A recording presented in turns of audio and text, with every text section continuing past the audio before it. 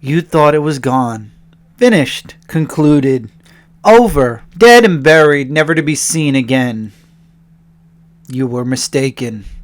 What once was buried can be reborn. What once was over is now renewed again. Oh yeah. Let's do this.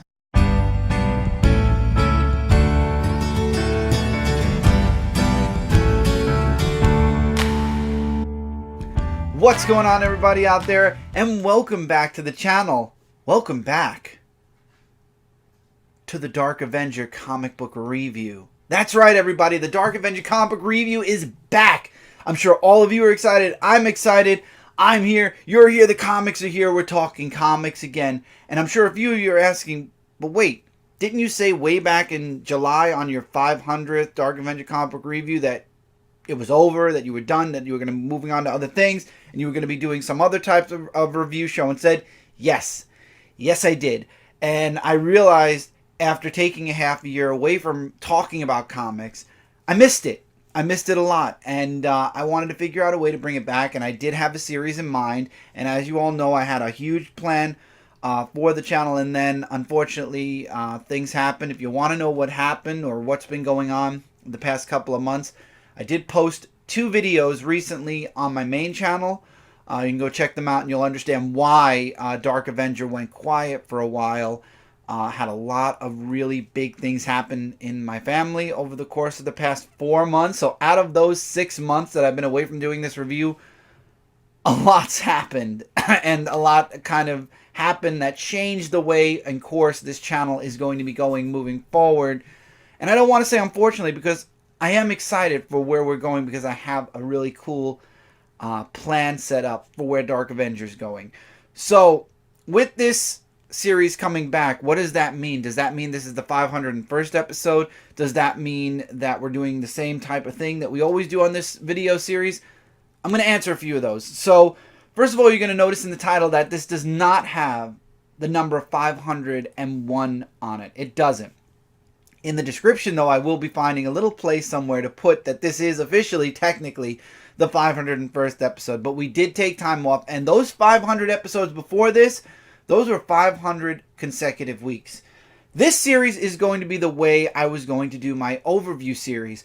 I'm going to try to do it each and every week, and you're going to see in the title the week for what the comics, the week the comics were released. That's going to be in the title of this episode. I'm going to try to throw in a few little things possibly instead also. I might try to throw in a few teasers for what I'm going to be talking about in the episode. Obviously the thumbnail is changing. I hope you all like the new thumbnail I set up. I'm going to be doing a new one each and every week, kind of spotlighting certain things that have happened in the comics that I'm going to be discussing on the show. And again, when it comes to doing the comics, I think that's going to be the one thing that as so many things do change, some things stay the same. I am going to be discussing comics the same way as I always do. One thing you're going to notice, though, is I have thrown them out of order. I used to do things company by company by company. Indies, Marvel, DC, or Indies, DC, Marvel. This time around, honestly, this time I will say I do have all of my independent books at the beginning of the review, but I am throwing all my books in different order. I have 10 books this week, so I just put them in an order of which I wanted to discuss. The last book on the list, obviously, is one of the books I wanted to discuss last, but that's how we're going to be doing this from now on. I'm going to be throwing my books in the way either I've read them or the way I want to discuss them, so it won't be in company order anymore. And I am going to still try the formula I was going to try for the overview series. I would like to do more of a discussion or more of my thoughts on a book instead of completely going through a book piece by piece. However, I will still say spoiler alert, because I am going to talk about certain things that happened in the book. Maybe it's the way the book ended. So I always will warn all of you that there will be spoilers on this series. But it's going to be more of me discussing and talking about my feelings or thoughts on the book and certain things that have gone on in the book, instead of a cover-to-cover, which I didn't really do cover-to-cover anyway, but instead of a in-depth review of each of the books. So you might notice the shows are a bit shorter, might be longer depending on how many books and how deep I go into each book I talk about. But for the most part, we're going to try to do this as the overview, but I kept the title, and we're going to move forward as such. So, with that almost 5-minute intro, I did want to treat this, I will say this, and then we'll move into the comics, I promise. I did want to treat this as I would any first episode or any beginning, because it's been, like I said, 7 months, and to somebody, this might be their very first Dark Avenger comic book review. And again, that's why I took the numbers away. I didn't want the numbers of the series to worry somebody like, oh wow, there were 501 episodes before this. I didn't want to overwhelm anyone with the thought of this has been going on 501 weeks. Did I miss something? No, each episode always has been unique, and I feel like that's why I'm moving the episode number to the description instead of having it in the title. I think it works better that way. So this way nobody's overwhelmed with how long this has been going on or how many episodes this has been, and just come in and have a good time listening to comic discussion. And as always, if you do want to go back and watch any of the previous episodes or see my thoughts on any specific books, I always put the books in the description. I always put the books in my tags, so I'm sure you'll be able to find an episode where I discuss whatever book. So, that being said, let's get started. Let's bring this series back. Oh, one other thing, and then last thing. That is moving over from what the overview was going to be. If I miss a week, if I am late, if it turns out that it's Wednesday and I didn't do last week's books yet, I'm going to move on to the following week. That's one of the major changes that I always was against doing when it came to the previous 500 episodes, that I am going to be doing from now on. If I end up being super late, if I'm on vacation, if I'm far away, if I can't record for a week for whatever reason, those books are going to be skipped over. Why? Because we're in a new week's worth of books, and you want to hear about the books that are out now, the books that are current, because in 5 weeks from now, unless you want to know something that happened the previous month, we're all moved forward to the next week. So that's one of the major changes to this series, is that we are not going to be doing double ups, triple ups, anything. If there's one important book I want to do from the previous week, I might stick that in. I'm not going to lie. Like if there's an issue 1 or if there's a major event book, I might move that into the following week. But otherwise, if it's just like a number 16 or a number 14 or whatever, it's going to be missed. But again, you're always welcome. I always say this, and I want to make this perfectly clear, and then I swear we're going to move on. The comments are where we talk, because this is not being recorded live. That's Dark Avenger Live, and that is coming back soon as well. But this is not being recorded live. I'm talking about comics that maybe you are interested in, or you have questions about, or you have your own feelings about, and you want to talk about that. The comment section below, I always say this, and hopefully one day all of you will take me up on that instead of talking through Discord or message boards or what have you. You are welcome to share any of your thoughts, comments, or questions in the comments below, and I will answer you all back. I'm always in my comments. I'm always keeping an eye out on both this channel and my main channel. So if you would like to say anything in the comments, if you have any opinion, if you have any questions about maybe a book I missed, a book I didn't read, or a book you want to know if I've read, feel free in the comments below to say, ask, and share your opinions however you would like. If you'd like to share the books you've read this week, welcome to do that as well. I know I had somebody who did that when I was doing these reviews for a short time on Comic Frontline, and we had a nice long back and forth discussion about the books they read and my thoughts on the books they read that maybe I didn't have in my review. So definitely take advantage of the comments. I love hearing from each and every one of you. So that being said, let's get into the books that came out last week, which was February 5th, the first week of February 2020. We're in 2020, everyone. Isn't that crazy? Yeah. So before we get into the week of February 5th, there is a book, however, that is a staple to this comic review series that came out a little bit before February 5th. And again, this is one of those books that I'll stick in, especially because I never really get them on release day. But it's a series I love, and it's a series I always feel everyone should check out. And that is Argo 5, coming out of Argo Comics, issue number 31. I believe issue number 32 is out already as well. I will be reaching out, and I will be making sure to get the following issue. I always keep up with Argo 5. It's my favorite book out of Argo Comics. The group, you can see several of the books in my background. I love that book. It's a book written by Dan Sin. And Argo 5, this time around, have a target. His name I knew was going to leave my mind the moment I started this review. But they're there to take him into justice. However, Death Squad show up, and they're on a mission from the government to eliminate this target. So Argo 5, at the beginning of the book, they get taken down a little bit, which is weird because, I'm used to seeing Argo 5 not get taken down so quick, but they are systematically taken down. And this is a formidable foe, I feel. I feel like this is somebody who, okay, he did his research on them. And then the Death Squad come in and kind of save the day. And then, like I said, they want to execute this guy, but the Argo 5 don't want to do that. There are a lot of references to previous books in here, which I love that also, because I understood the references as they were talking about it. And it becomes a Death Squad versus Argo 5. And then there's a reserves that come in. I gotta say, I love this series. Each and every time I read it, the artwork's really good. The characters are amazing. I love them. I feel like Chain Reaction didn't get a lot in this issue. I missed Chain Reaction a bit. Not actually, I don't think he had any lines. I'm trying to think. Maybe he had like one line altogether. And Chain Reaction's from Brooklyn, so that's kind of why also. But it was a great book. I love this issue, and it leaves you. Very rarely does Argo 5 leave you on a cliffhanger. This episode left you on a cliffhanger.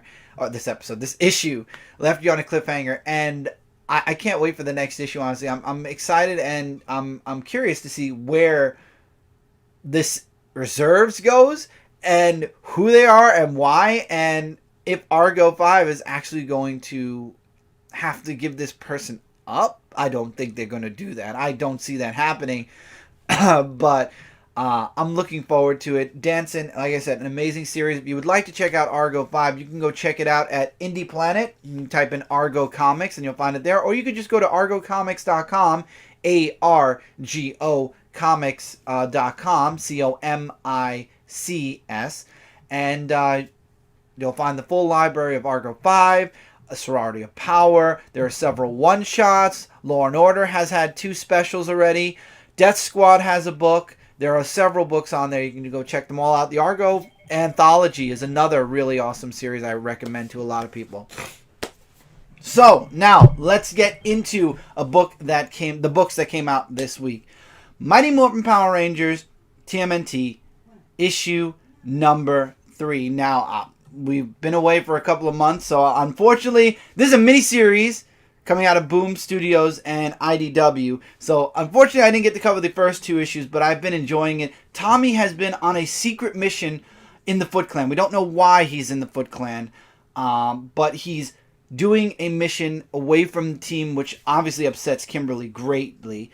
And we find out that, Tommy does go one-on-one with the Turtles in the first issue. So, Tommy in this issue now has been caught, and Shredder has his Dragon Coin. As a matter of fact, Shredder is now somehow is able to harness the Green Ranger powers, and he's kind of an amalgamation of the Green Ranger and himself. And he fights Rita, and Rita is not willing really to team up with him. He wants her to team up with him. I believe in the end they strike a bit of a deal. The Power Rangers can't fight Shredder. He's too powerful. He ends up taking their powers as well. Not through their coins, though. He ends up I don't know if he dampened their powers or if he had a way of draining their powers, but they can't morph again, which kind of didn't make sense. And the Rangers in this issue also they've already met the Turtles. They fought with them. Obviously, every team up ends up a fight that leads into a team up, and that's what's happening now. The Rangers fought Shredder. They lost. Casey Jones shows up in this issue to help the Rangers a bit. They have to run because they lost their powers. Rita attacks at the same time because Shredder lets her know that he took their powers. And then now you've got the Turtles who might be able to morph. What's going to happen next? So it's going to be interesting. This series is a fun crossover. Rangers have crossed over with Turtles before. On the Power Rangers in Space series, we don't talk about those Turtles they crossed over with. And for reasons. But I'm really enjoying this series. I like it. I like the reference. I like that even with Batman, whenever there's a crossover with the Turtles, they have that little moment where they're having pizza or whatnot. I'm looking forward to where the series goes. I really am. It's a mini, so I believe there's only about 2 more issues left. But I'm excited to see what happens next. Tommy is now also captured. So who's going to save him? We find out his best friend is working in the Foot Clan, which is why I think Tommy went and joined to try to get his friend out. So he's trying to convince his friend, you have to you have to let me out of here, And I like how there's a little bit more of a background with Tommy here also that's revealed. So I'm looking forward to seeing if he's going to get out or if the Rangers are going to save him. Obviously, I think his friend is going to turn, but I'm not sure. This is a really interesting crossover, though. I'm liking it. I haven't not liked a single Turtle crossover so far. Let's put it that way. The Ghostbusters one I loved. Batman's is my favorite, and this one is really shaping up to be something I enjoy. I love that the Turtles are finally getting out there and crossing over. They've been in DC, like I said. They have crossed over. They crossed over with Ghostbusters way back when there was that. I forget what it was called. What was it called? I have a what do you call it? Infestation. They crossed over with Ghostbusters and Transformers and whatnot during Infestation, and I think a little bit in Infestation 2. But the official crossover with Ghostbusters was fun. So they're crossing over with stuff in their company. They're crossing over with DC. They're crossing over with Boom Studios. I'm really happy about that. I'm really loving that Turtles are getting a lot of love now. It's really awesome. And I'm really happy about it. So we'll see where this series goes.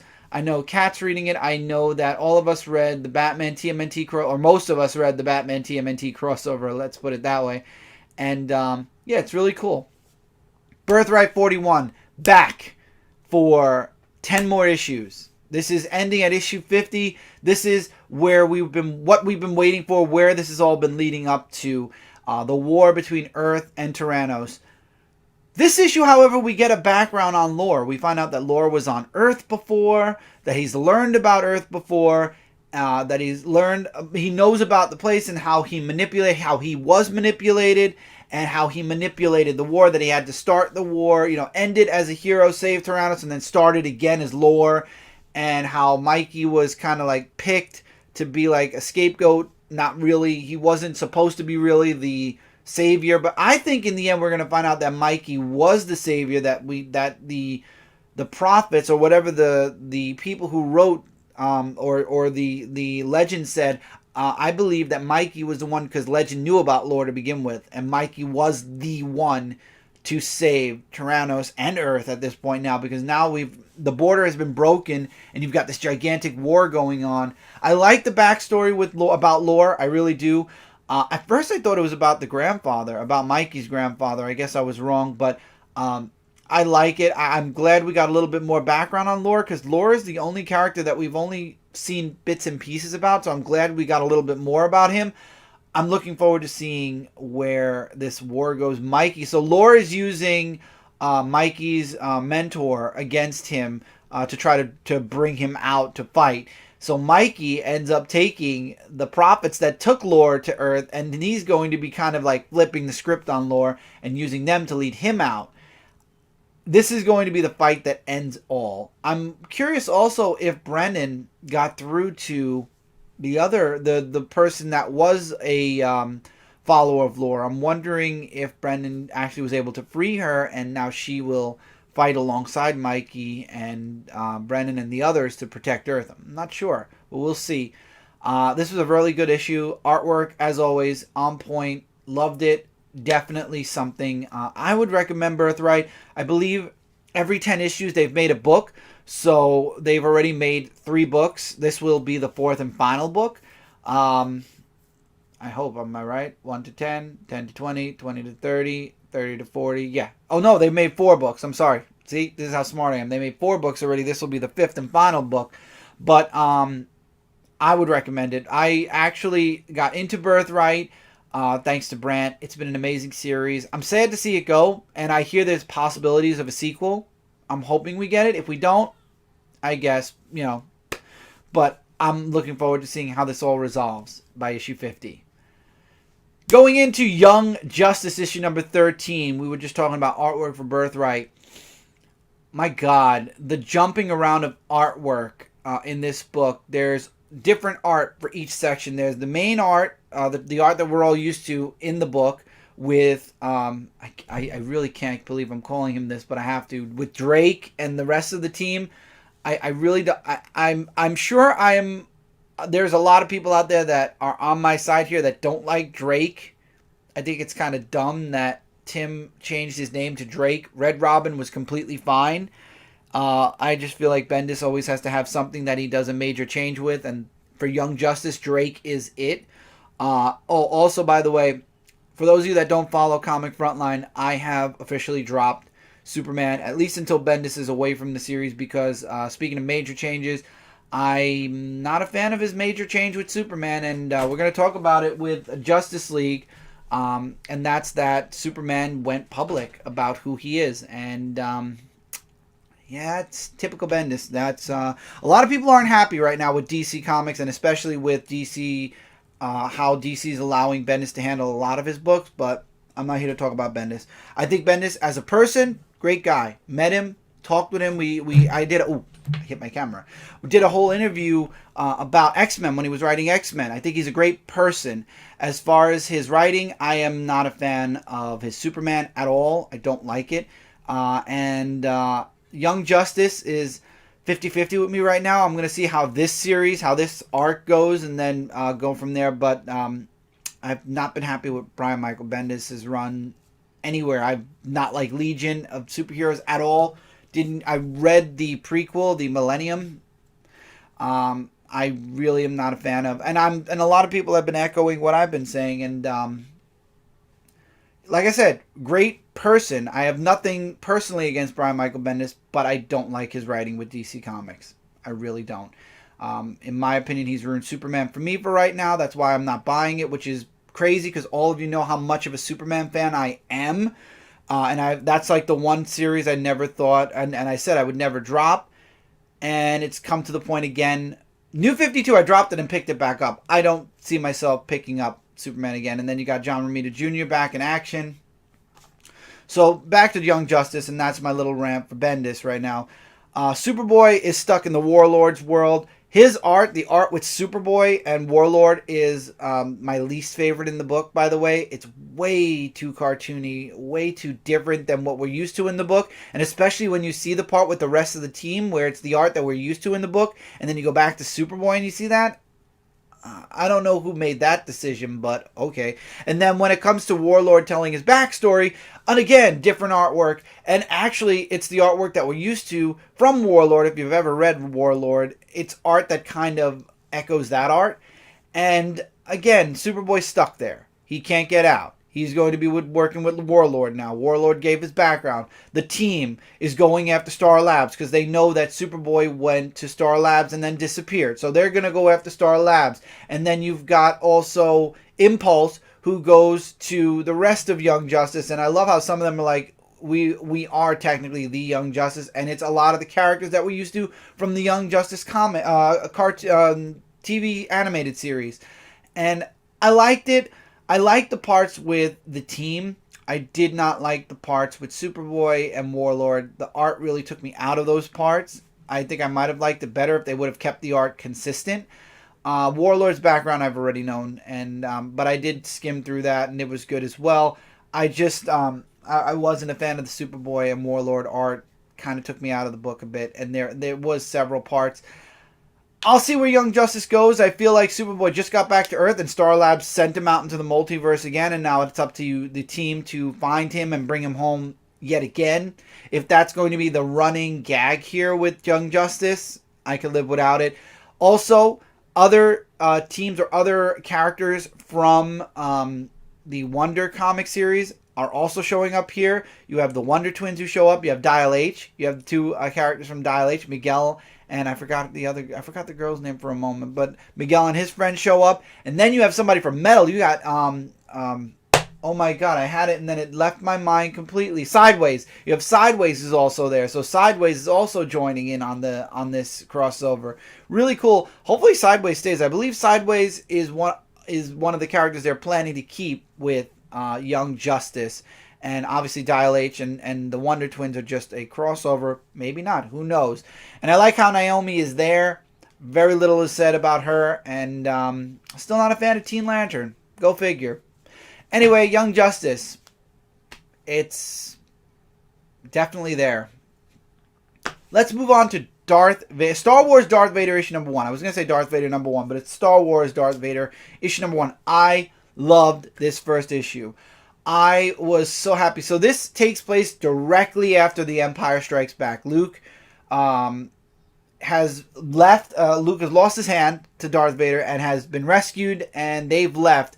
And now Darth Vader, knowing that Luke is his son, wants to know who hid him from who hid his son away from him, who made him weak, because in his eyes, Luke is weak because he's not part of the dark side, and he's going to make every single one of the people who were involved in hiding Luke away pay. Little does he know that everybody who's worked to keep Luke hidden away is officially gone. But anyway, in this book, he travels to Tatooine, he travels to Coruscant, he goes to Tatooine and goes to Uncle Owen and Aunt Beru's place. And I love how everywhere he goes, there are flashbacks. There's a flashback to him in his workshop because Luke's workshop was Anakin's workshop before that. And then I like how they find the parents' grave. And again, Anakin has another flashback to the grave. And then also when there was another flashback, I feel. Oh, when the mother died, there was another flashback. There were several flashbacks to the prequel trilogy, which was really cool. And then when they go to Coruscant, again, another flashback to him and Padme being together, which I really liked. So there was really great flashbacks here, and it was very important because by the end of the issue, I believe is the biggest cliffhanger. I have a prediction to who it is possibly. But it's all chasing down, the going down the rabbit hole, trying to figure out who hid Luke away. And we all know that it was Obi-Wan, and Obi-Wan is the one that took him to Owen and Beru, and they hid him away. So really, everyone who is involved in this hiding away is gone. And as far as Leia is concerned, well, in A New Hope, the whole planet was destroyed. So anyway, he comes face to face with, and this is the biggest spoiler here, but I'm sure everyone's already talking about it, Padme. I don't think it's Padme though. I have my ideas of who it could be. I'm excited to see if one of them is right, and if it is Padme, wow. That's all I'm going to say. But I don't see resurrection happening, and we all know what happened to Padme. If you watched the trilogy, if you saw the episode 3 ending, I don't know how it could be. But I'm interested in seeing how. I love the flashbacks. I love how this little robot who is helping Darth Vader do all this, going down the rabbit hole, so to speak, is completely a part of him. He gets attacked by bandits in this issue. There's some really awesome action scenes in here. And I love how the robot's just so calm. He's like, oh, we're being attacked. Oh, yeah, that's right. You have the Force, and you could just crush them in one. And he's just so calm, and it's hilarious. And the only reason why we never heard of this story before is because he programmed the robot. If he ever says anything about what Darth Vader's doing, he'll self-destruct. So I like how this adds to the backstory of the in-between between Empire Strikes Back and Return of the Jedi. And I'm just super excited. I'm really excited to see where this goes. The last Darth Vader series, I feel like it was okay. It was an okay series. Michael, I know, took it over. I really wasn't feeling it as much. If this is what we're going to be seeing from Darth Vader, I'm super excited to see where Darth Vader goes from here. Especially with this ending with Padme, I need to know now. I loved it. The flashbacks, everything. I definitely say check out Darth. If you're a Star Wars fan, if you read Star Wars issue 1 and 2, definitely try Darth Vader issue number 1. So, let's talk about Batman issue number 88 next. I'm sorry for the background noise. People are moving around and leaving soon. So anyway, Batman issue 88. The last issue I was a little bit drawn out because of the artwork. I really wasn't a fan of how the artist did certain things, and especially Batman's chin. And a lot of people made some jokes about certain real life people who have big chins. We're not going to talk about that. So one thing I will say here is Catwoman and the underworld, or several people of the underworld, have done something behind Batman's back, and now Catwoman is trying to figure out if it's still happening, if it's still true, or if it's, because I don't know if she's half tempted to tell Batman. Remember, they are back together again now, and I like the back and forth between her and Riddler, and they're digging up, and then all of a sudden, Joker is dead? Question mark? I don't understand how, but apparently Joker was buried. And there is this big plan with this person called the...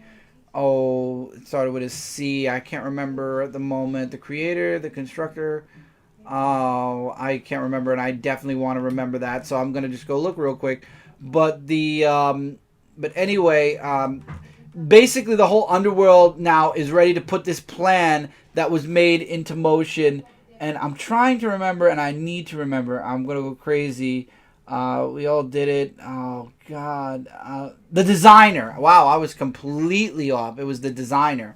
So there, Catwoman, Penguin, Riddler, and a few others got together to set this plan into motion, and they were gonna keep Batman busy in order to commit the greatest crime ever. And I love how Catwoman's like, crap, and she reaches out to Batman, but she can't because apparently the designer knew she was going to do it.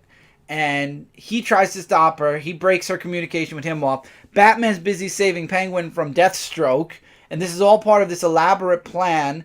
And we find out that the main target, the real crime, the real target is Bruce Wayne.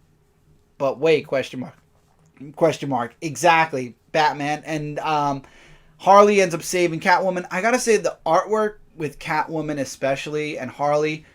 beautiful. I had to show some of that in the thumbnail especially. I love the artwork with Catwoman. I love the artwork. We still got a little bit of Batman chin, that weird like crinkly chin in this issue, but I loved it. The action, it was a quick read at the same time. Well, not really a quick read, but I loved it. I'm really excited to see where this goes. I like the dynamic between what's going on with Catwoman now, and is this going to once again impact her relationship with Batman?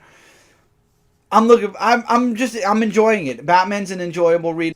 But Justice League issue number 40. So I had to read this book twice because I was so lost. Because at the end of issue 39, we had the Justice League going back into the fight. You know, because they lost to Doom. Doom won, and they were kind of locked out from Earth. They're no longer Earth superheroes. And they end up running through this door because this group, I forgot what they were called, ended up giving them a second chance. Now, I thought the series was going to continue from that.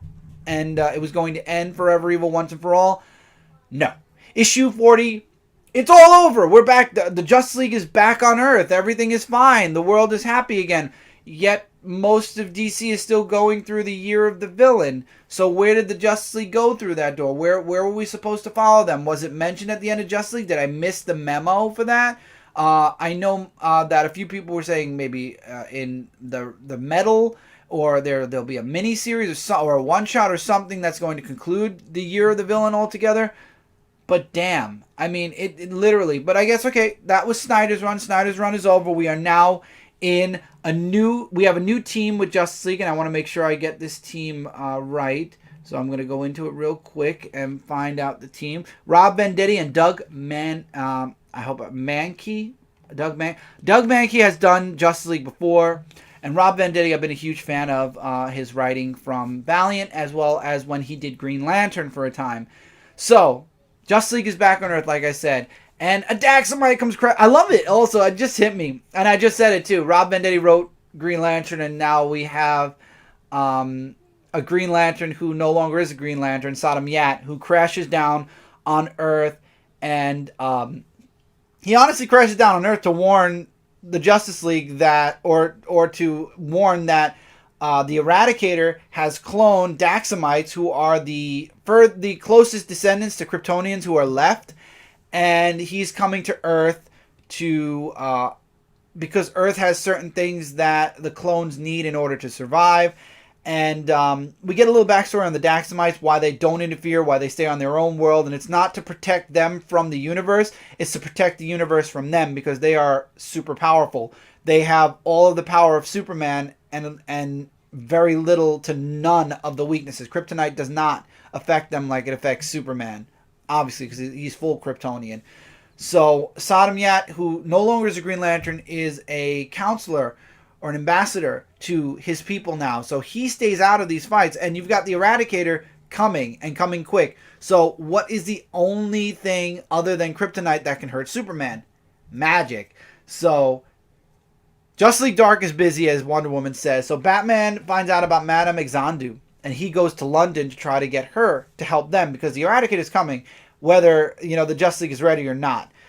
Sodomyat, like I said, staying out of it. And you have, like, now the Justice League, other than Batman, is preparing and waiting for the Eradicator's arrival. So it's most of this issue is a preparing for issue. And obviously they're coming to Earth to destroy the one last living Kryptonian. Eradicator, for those of you who didn't follow New 52, is no longer on the good guy side for now. He's kind of back to his old ways of we must preserve the Kryptonian heritage. So he's coming and he wants to do that. I love the back and forth with Superman and Jon Stewart. It was really good. I like that the dialogue isn't super heavy with this book anymore, which I really appreciate that. One of the things, the flashbacks that didn't make sense was Batman with Alfred. This book made sure to key in that Alfred's dead, and the world knows that Clark Kent is Superman. Thank you for putting in those two big, things. But again, goes back to two of the things I'm really not happy that are going on in DC right now. DC making sure that it is echoed in every single book that they have.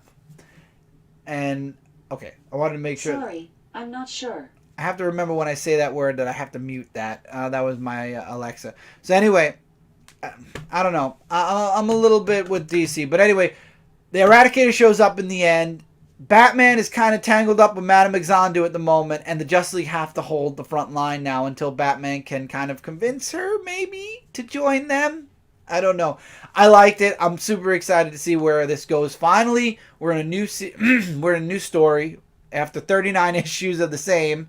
Doug Mankey's artwork has definitely changed since his days on JLA way back in the early 2000s, late 90s. I'm looking forward to it. Marauders number 7. I'm really, really on the fence with this series. I'm not that I hate it. I'm just not really enjoying it as much as I did in the previous issues. So, Kitty Pryde is possibly dead. We don't know because of Sebastian Shaw. We have one of the original Marauders, I forgot her name, who comes in and is now working together with Emma Frost on the council. And this was a very talky issue. This was a very, I feel like they brought somebody in from the original Marauders to make it, to, I guess, make the name work. But, I don't know. It was a very talky issue. I'm trying to think, because it was one of the first books I read way back at the beginning of last week, or when it came out. I didn't feel anything really from this issue. And then at the very end of the issue, Lockheed is found. So if the dragon's alive, maybe Kitty's alive. We don't know. But I'm going to wait and see what happened to Kitty. See if she survives. Marauder is one of the only series outside of X-Men and X-Force that I'm reading right now from the X-Men line, I believe. I know Juggernaut issue 1 was announced, so I might give that a try. Wolverine's coming back, so I'll definitely be reading that. These side stories, though, I don't know. I feel like their lifespan is anywhere from maybe about 12 issues to maybe 20 or somewhat. I know that Marvel really doesn't keep side series around too long. I feel like they brought the X-Men back, and everybody's super excited. I'm very excited about it. I'm very happy about it, and the way they came back. I just don't know how long we're gonna have Marauders or any of the others. Excalibur, New Mutants might stick around for a bit just because of the title alone. But there are so many titles that are attached to X-Men. I don't know how many of those will survive the year because Marvel puts out a lot and then takes back a lot or ends a lot throughout a year. So we'll have to see where it goes. Marauders, I feel like has a leg to stand on. It's just this issue is a very talky issue, and obviously very forgettable. I'm going to have to read this again before Frontline tomorrow night, which we do every Tuesday night, 10 p.m. Eastern. You can go check it out on Comic Frontline, also on Mike Spiderslayer's channel, Comic Book Corner 2.0. But another X-Men book this week that did not disappoint was X-Men Fantastic Four issue number 1. Franklin, as we all know, has the mutant gene. And Franklin has been away for quite some time. When the Fantastic Four came back, Franklin was a young adult. When they came back. So now Xavier and several big heads at Krakoa want to bring Franklin to Krakoa, where he belongs. So they go to talk with the Fantastic Four, and as I'm sure most of you know, it doesn't go well. It goes into an argument, that goes into a fight, that goes back into talking, that goes into an argument, that goes into a fight, that leads to, Reed is typical. Where we're going with this series, I see, is Reed is the type of father that's like, I'm making the best choices for you, Franklin. And it's like, I think I agree with what Thing says here, that Reed is really making it hard for Thing to convince Franklin that Reed is a good dad when, he's doing all this stuff behind his kid's back. And what he did was he found a way to mask Franklin's mutant gene, and that causes him not to be able to use the Krakoa portals, and it kind of hides his mutant powers. And Xavier says there might be a way for them to save Franklin's powers that are still depleting the more he uses them. And in the end, Franklin doesn't get to make his own choice. His father makes it for him. So I love how Valeria is like, okay, parents are, chips are made to be broken because they have a tracker chip in them. And parents are made to be ignored. So Kitty Pryde and Franklin have a very close relationship, and you see that throughout the issue while everybody's fighting. Him and Kitty are kind of just talking. Kitty's not in the fight. She's kind of trying to talk with him, and as an adult, she's not trying to convince him or anything. She's just trying to talk to Franklin about, and she kind of questions if Franklin should come at first throughout the whole beginning of the issue. And I like what Wolverine said. I like especially what Wolverine said about, I remember a 13-year-old who could walk through walls, who came into the Xavier school and has been a pain in my butt ever since. So I like how he mentioned that.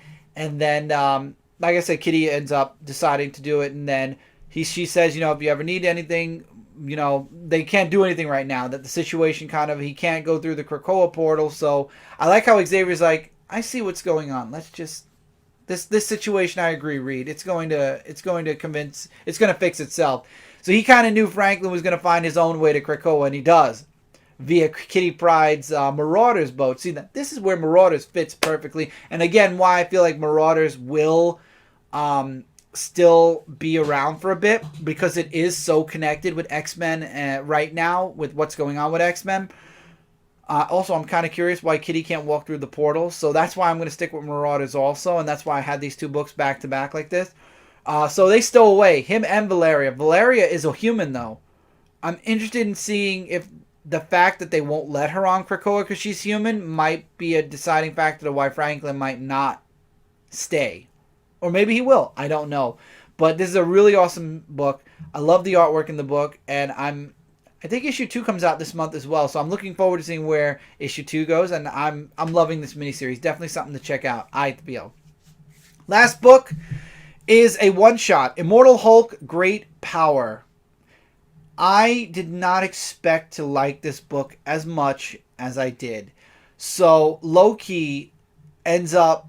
there's a moment where Spider-Man and Hulk are together, and Loki shows up, and Loki tries to cast out the gamma radiation from Bruce Banner because he feels Hulk is a monster. Loki's into the hero business now, or he tries. He does try. I give Loki credit. He is trying to be good. He is trying to do good.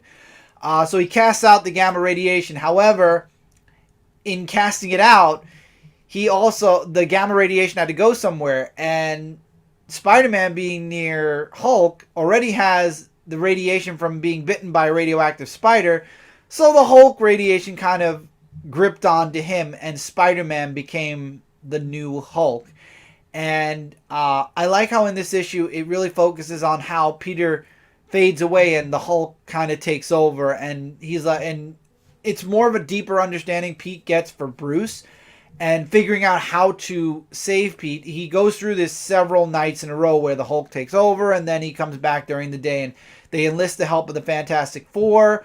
And I like how they finally figure out a way to bring Bruce's Hulk out just enough, because the regular Hulk can absorb gamma radiation, and that's how he takes all the radiation out of Spider-Man, and the Hulk is now gone from Spider-Man and back with Bruce Banner. And I like how, we only see the book in the perspective of Spider-Man, so whenever Spider-Man hulks out, other than the very beginning and the very end of the book, the book takes a pause and then comes back during the morning. So those 2 days in between the beginning and end of the issue, we only see the parts where Spider-Man is human, and then when he hulks out, we lose it. We lose the book. And I also feel like the Hulk is human here because it's still night when Bruce reabsorbs all the gamma radiation. He goes back to being Bruce for a moment, and Pete, now understanding, you don't have to be, when losing himself, fading away to his Hulk, he stays with Bruce and says, I'm going to stay with you this one time so you don't have to fade away alone. Because literally, when Bruce becomes the Hulk, he fades into non-existent for that whole night, and the Hulk takes over. And the strongest part of the book was the dialogue between Hulk and Spider-Man at the very end of the issue, where I feel like Hulk finally comes out a little bit about how he feels about Bruce Banner, that Banner is family to him and he can't do anything for Bruce because he can't be with Bruce, because if he's out, Bruce is in, and if Bruce is out, he's in. So I love that back and forth. And I love how also Hulk knows that Pete is Spider-Man, because while Pete made everybody forget, Banner forgot, but Hulk didn't forget. So, and I love how he's like, oh great, a monster actually knows my identity. Well, I guess I'm safe. And it was just a really, really, really good issue. And I love how Hulk's like, I'm going to remember that you did something good for Bruce the next time we meet. So I'm wondering if this is going to play into Immortal Hulk at some point. I'm not sure, but I'm definitely interested in seeing. I've been loving and okay with Immortal Hulk. This one shot, I loved it. And if you're a Spider-Man fan, if you've been enjoying Immortal Hulk, this is the book of the week that you definitely should check out the most. Has a $5 price tag because it is a one-shot or special, but I loved it. This was next to Star Wars Darth Vader, Justice League 40, Argo 5, and TMNT Power Rangers number 3. This was one of my favorite books of the week. So definitely something to look into if you're interested. And with that, that is all 10 books. Man, I went 50 minutes for 10 books. I guess we had a 5-minute intro, and then I did go on a couple of rants. I'll work on cutting those tangents down for sure. So if you're watching this, I am premiering this on my channel at 8 o'clock at night on Monday. I hope you enjoyed. I probably edited in covers for all the books I talked about. I'm going to try to do that, but if I can't do that a specific week because time constraints, because I am recording this on Monday, so if you didn't see them, sorry. But I'm going to try to edit in covers since I don't have the physical books. I get them at the end of the month now, all in one big delivery. I read all my books digitally now, and then whatever books I bought physically come at the end of the month. I used to do a monthly haul. Those hauls have gotten significantly smaller since I get a lot of books digitally. I don't want to double dip a lot, so I only get the books that I really, really like. So again, if the covers are here, that means I had time to edit. If the covers aren't here, I apologize. I didn't have time to edit, but I'm sure I'll have time to edit this one because it's the first issue or first episode back. So in the future, if you don't see covers, that's why, because I had to rush the episode out. But I hope you enjoyed. I really enjoyed. As always, you can follow me all across social media, Dark Avenger C86. On Twitch, I have Dark Avenger Gaming. You can find my main channel, which is my name, Chris DeBudwo. All the links are in the description below. Don't forget to check out Comic Frontline Tuesday night. Dark Avenger Live, I mentioned it once at the beginning of the show. I'll mention it again. Dark Avenger Live is coming back. It will be on a Friday night. When, I don't know exactly. I will be bringing it back. I am, again, working on formats for the show. I might do a couple of reviews, get this channel, the blood circulating again on this channel, and then we'll see when Dark Avenger Live comes back. If you'd like to see it back soon, feel free to comment below. Feel free to comment below anything you like, anything I've talked about, comics I did talk about, didn't talk about, likes, dislikes, agree, disagree. Those are always awesome to hear about. If not, then I will hear from most of you in Discord. I'll hear from most of you in I said message boards before, but I'll talk to most of you through messages, wherever, Facebook. I don't really do Twitter. Too many people don't DM me on Twitter anymore. I believe a lot of people turn DMs off on Twitter. I don't know. I'm losing myself here. ShootingStarUniverse.com, the website where you can find everything, including all the stuff on this channel. Check it out. That's my website. That's where I have everything from YouTube to social media to writing to Last Ember Press and Shooting Star's imprint. That's right. 529 Studios is now Shooting Star Universe. So any comics that are produced are in the imprint of Shooting Star Universe, which is really awesome. If you didn't hear about that, I'll be back soon. Oh, actually, you all did hear that. I forgot. We did the we did the Kickstarter campaign through Dark Avenger, so you all know about that already. So definitely check out Shooting Star Universe for everything I just mentioned and more. I'm going to be working on some exclusive writing stuff soon. I'm working on my Patreon. I'm throwing that out there now. Patreon is going to be, I'm going to be discussing that soon on Dark Avenger Live, and I'll probably start mentioning it here at the end card. And I also should start mentioning it at the beginning of the show too. But anyway, thank you all so much for being here. Take care. Keep reading, keep collecting, and I'll see you all really soon in the next video.